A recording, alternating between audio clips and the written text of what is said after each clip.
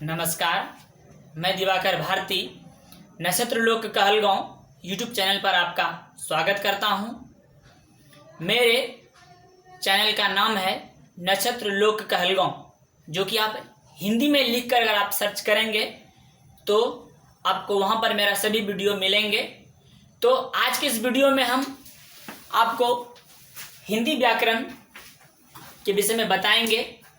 इसके पिछले वाले वीडियो में हमने आपको वर्ण और वर्ण से संबंधित स्वर वर्ण और व्यंजन वर्ण से जहां से वस्तुनिष्ठ प्रश्न पूछे जाते हैं वहां से आज हम आपको अगले वाले वीडियो में हमको बताए थे। वर्ण क्या था, स्वर वर्ण क्या है, उसके विषय में अयोगवाह क्या है, इसके विषय में आपको हम बताए थे। व्यंजन वर्ण को कितने भागों में बांटा गया है, इसका जो पूरा वस्तुनिष्ठ प्रश्न जो एक प्रकार से तैयार होता था आपको हम शुरू से पिछले वाले वीडियो में बताएं। आप मेरे नक्षत्र लोक कहलगांव यूट्यूब चैनल पर आप जाइएगा, हिंदी में लिखकर सर्च कीजिएगा तो आपको वहां पूरा वीडियो मिलेगा आपको। तो आज के वीडियो में हम हिंदी व्याकरण में, जैसे कि पिछले वाले वीडियो में हम बोले थे कि आपको हम कारक पढ़ाएंगे। कारक के बाद देखते हैं अगर समास आ जाए तो हम वहां तक आपको आज खींचेंगे हिंदी व्याकरण में। तो चलिए स्टार्ट करते हैं हम। कारक कारक कारक से जो वस्तुनिष्ठ प्रश्न पूछे जाते हैं वह 10th 11th 12th चाहे कोई भी क्लास रहे, यहाँ से क्या क्या वस्तुनिष्ठ प्रश्न पूछे जाते हैं और कैसे पूछे जाते हैं हम आपको आज बताएंगे। कारक का सबसे पहले परिभाषा क्या होता है सबको भी मालूम है। कारक कहते किसको हैं, कितने प्रकार के होते हैं कारक। कारक कहते हैं, कारक का परिभाषा यह है कि क्रिया की उत्पत्ति में जो सहायक प्रदान करता है उसे कारक कहते हैं। क्रिया की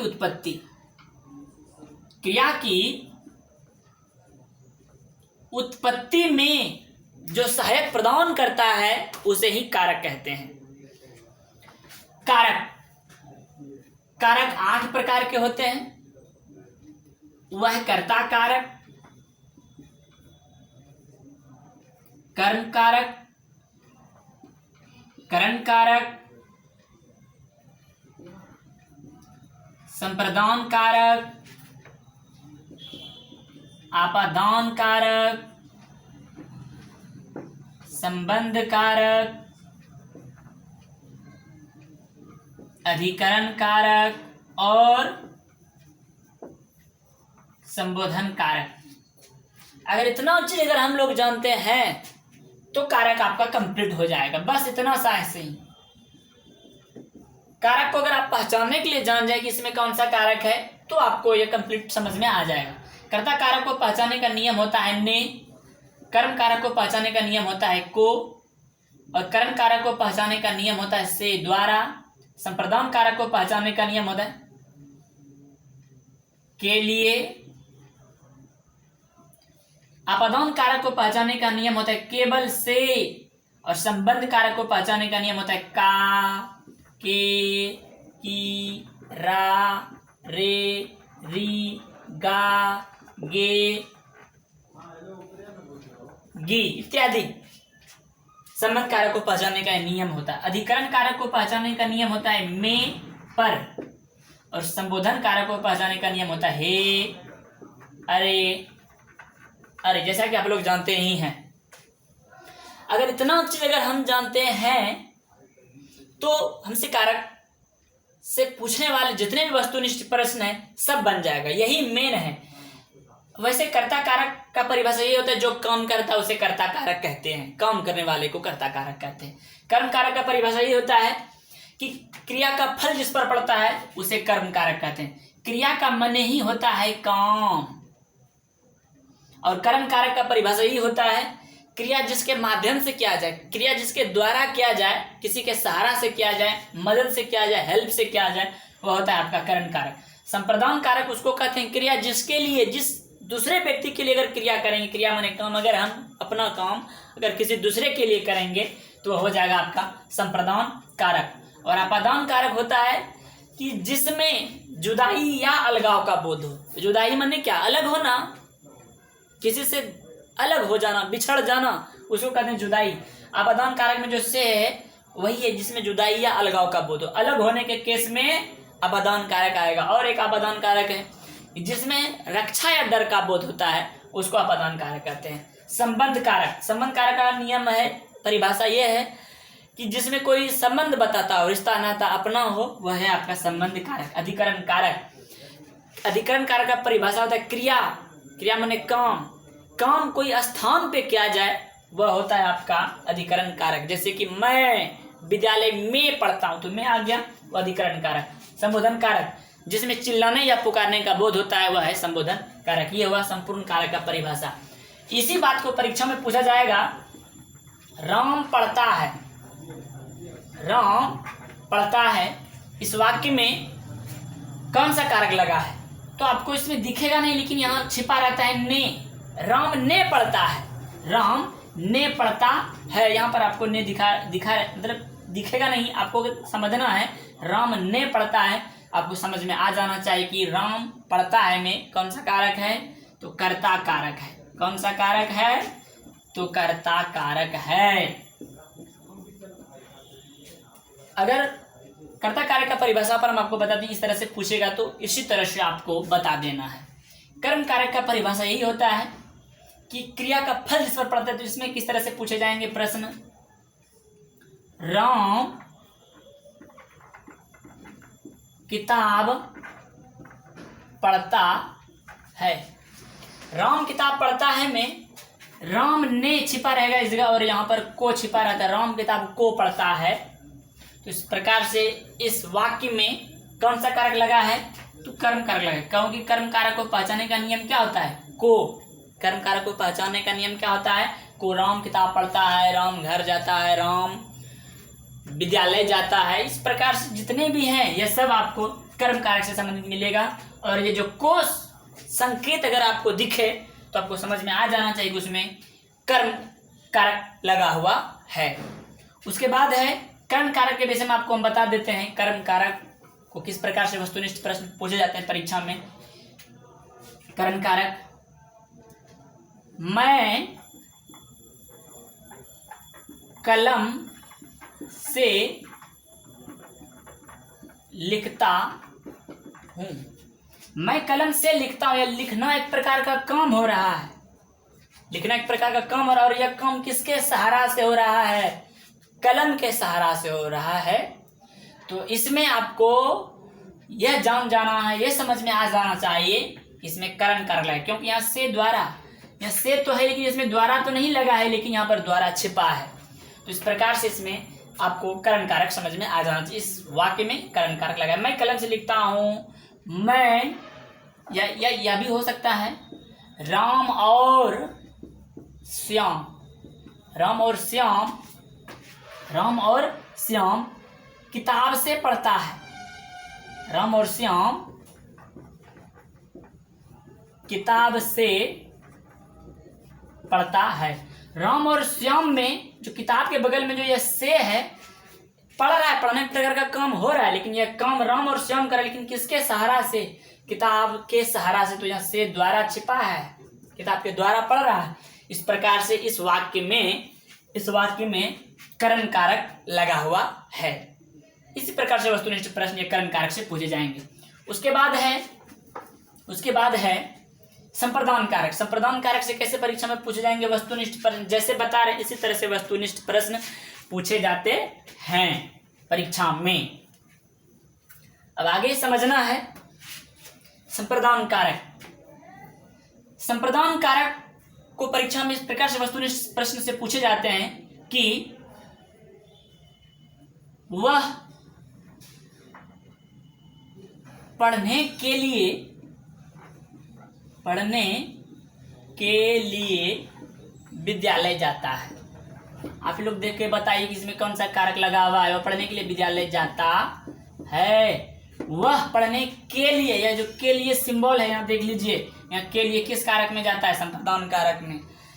हालांकि यह बिल्कुल आसान सा अध्याय है, सब कोई बना देगा। अगर वस्तुनिष्ठ प्रश्न पूछेंगे इस टॉपिक से, इस चैप्टर से, तो सबसे बन जाएगा। लेकिन फिर भी हम आपको एक बार बता देते हैं, वह पढ़ने के लिए विद्यालय जाता है। या के लिए को देखकर हम समझ जाएंगे कि इसमें संप्रदान कारक लगा हुआ है। सोहन खाने के लिए घर जाता है, के लिए अगर किसी भी वाक्य में अगर दिख जाए के लिए लगा हुआ है तो आपको यह समझ में आ जाना चाहिए कि उसमें संप्रदान कारक ही लगा हुआ है, क्योंकि संप्रदान कारक को पहचानने का नियम होता है के लिए। संप्रदान कारक को पहचानने का नियम क्या होता है? के लिए। तो हमको ये विश्वास है कि आपको समझ में यहाँ तक आ गया होगा। हम आगे बढ़ते हैं। अब वीडियो ज़्यादा बड़ा ना हो इसके लिए आपको जल्दी जल्दी, क्योंकि बिल्कुल आसान सा चैप्टर है, ये कुछ नहीं है, बहुत आसान है। इसके लिए अब आगे अपादान कारक आपको बताते हैं। अपादान कारक से क्या वस्तुनिष्ठ प्रश्न पूछे जाते हैं। अपादान कारक में इसका परिभाषा होता है जिसमें जुदाई या अलगाव का बोध। आप पंक्ति पढ़ के भी बता सकते हैं कि इसमें अपादान कारक लगा हुआ है। अगर अनुवाद अगर ऐसा पंक्ति आ जाए, जैसे कि एक पंक्ति है, एक बोलते हैं आपको, एक वाक्य बोलते हैं, मैं घर से विद्यालय जाता हूँ। देखिएगा से आ जाएगा बीच में, मैं की जगह राम ले लेते हैं। राम घर से विद्यालय जाता है। ये जो राम है घर को छोड़कर, देखिए घर के ही बगल में लगा है, इससे घर को छोड़कर कहाँ जा रहा है? विद्यालय जाता है। तो राम जो है वह घर से अलग होकर कहाँ जा रहा है? विद्यालय जा रहा है। तो इसमें आपको बताना होगा कि इस वाक्य में यह पूछेगा कि भाई कि राम घर से विद्यालय जाता है, इस पंक्ति में कौन सा कारक लगा हुआ है? तो आपको क्या बोलना होगा? अपादान कारक लगा होगा। क्यों लगा है? क्योंकि राम घर को छोड़कर विद्यालय जा रहा है। अगर यह बोल दे कि हिमालय से गंगा निकलती, बहुत बार परीक्षा में यह पूछा जाता है भाई, बिल्कुल आसान, हिमालय से गंगा निकलती है, या हिमालय है, हिमालय से गंगा निकल रही है, गंगा निकल रही, हिमालय को छोड़कर गंगा निकल रही है, तो अलग हो रही है ना जी। अलग होने के केस में आपको अपादान कारक बताना होगा। और देखिए यहाँ से मिल रहा है, से अगर दिखे, ध्यान दीजिएगा, सहारा वाला से नहीं तो ये सब करण कारक में चला जाएगा। अलग होने के केस में अगर से दिखे तो आपको बोलना होगा इसमें अपादान कारक लगा है। अपादान कारक में ये पंक्ति है। उसके बाद और एक है अपादान कारक को पहचानने का नियम, कि जैसे कि बोलेंगे मोहन, इसमें भी से आएगा, मोहन बाघ से डरता है। या डरता जो है, मोहन डर रहा है, लेकिन किससे? बाघ से डरना लग रहा है। तो डर लगने के केस में भी अपादान कारक होगा। जिसमें रक्षा या डर का बोध होता है वह भी आपका अपादान कारक के अंतर्गत होते हैं। ऐसे वस्तुनिष्ठ प्रश्न आपसे परीक्षा में पूछे जाएंगे। तो यहाँ तक कंप्लीट हो गया होगा, आप समझ लिए होंगे। आगे बढ़ते हैं।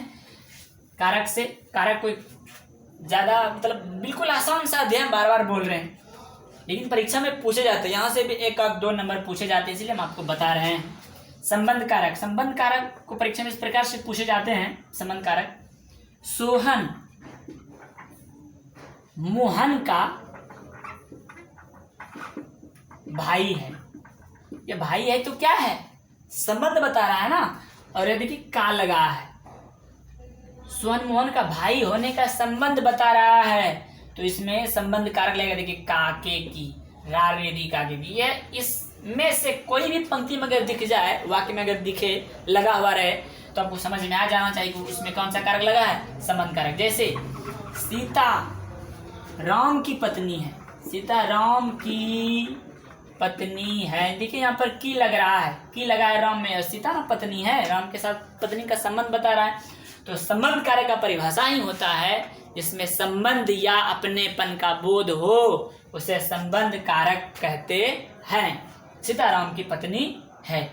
उसके बाद ये संबंध कारक में का रहे, के रहे, की रहे, अगर किसी भी वाक्य में, किसी भी पंक्ति में यह दिखना चाहिए, का, के, की, रा, रे, री, गा, गे, गी, अगर यह सब दिखता है तो हम समझ जाएंगे कि उसमें संबंध कारक लगा हुआ है। एकदम कंफ्यूज जाना नहीं है, परीक्षा में एकदम बिल्कुल आसान रूप से यह बन जाएगा, इसका जितना वस्तुनिष्ठ प्रश्न पूछे जाएंगे। उसके बाद आता है अधिकरण कारक। कारक का 7वां नंबर है अधिकरण कारक। ये अधिकरण कारक से कैसे वस्तुनिष्ठ प्रश्न पूछे जाएंगे, कैसे वाक्य तैयार होता है अधिकरण कारक में, से बोलेंगे। अधिकरण कारक के विषय में बता रहे हैं, मैं विद्यालय में पढ़ता हूँ। मैं विद्यालय में पढ़ता हूँ। मैं की जगह मैं है, हम है, दिवाकर है, राम है, कोई भी हो सकता है। मैं की जगह कोई भी संज्ञा हो सकता है। मैं विद्यालय में पढ़ता हूँ। पढ़ने का एक प्रकार का काम हो रहा है, पढ़ना एक प्रकार का क्रिया है, काम हो रहा है। और यह काम कहाँ हो रहा है जी? तो यह काम विद्यालय में हो रहा है। तो मैं विद्यालय में पढ़ता हूँ, या पढ़ने का काम कोई खास स्थान पे ही हो रहा है, विद्यालय में ही हो रहा है। इस प्रकार से अधिकरण कारक का परिभाषा ही होता है कि क्रिया जिस स्थान पे किया जाए उसे अधिकरण कारक कहते हैं। और यहाँ देखिए अधिकरण कारक को पहचानने का नियम होता है में, और यह में आ चुका है। तो आप ही लोग बताइए इस वाक्य में कौन सा कारक है? तो इस वाक्य में अधिकरण कारक है। आपसे परीक्षा में पूछे जाएंगे कि मैं विद्यालय में पढ़ता हूँ, इस वाक्य में कौन सा कारक है? तो आपको बोलना होगा, आपका सही उत्तर होना चाहिए अधिकरण कारक ही। एकदम बिल्कुल आसान, सब इसी तरह से पूछ रहे, कोई भारी नहीं है, सब बेहद आसान है। मैं विद्यालय में पढ़ता हूँ। उसके बाद अधिकरण कारक हो गया। उसके बाद संबोधन कारक। संबोधन कारक बिल्कुल आसान है। संबोधित किया जाता है जिसमें कि राम है, उसको पुकारा जाता है, बुलाया जाता है, जैसे कि हे राम। इस संबोधन का चिन्ह है। और इसमें राम को हे लगाकर संबोधित किया है। तो अगर आपसे पूछे इस वाक्य में कौन सा कारक लगा है, तो आपको निश्चित तौर पे बोलना होगा इसमें संबोधन कारक ही लगा हुआ है। तो ये था कारक से संबंधित जितने वस्तुनिष्ठ प्रश्न पूछे जाते हैं, इसी से आपको समझ में आ जाना चाहिए। इसको एक बार अगर आप समझ लीजिएगा तो यहाँ से आपका वस्तुनिष्ठ प्रश्न नहीं छूटेगा, ये तो तय है। तो आप आज के इस वीडियो में यहाँ तक इतना ही रहेगा। अगले वीडियो में हम समाज से संबंधित वस्तुनिष्ठ प्रश्न डालेंगे, और इस वीडियो को आप ज़्यादा से ज़्यादा लाइक, शेयर, सब्सक्राइब करेंगे। तब तक के लिए धन्यवाद।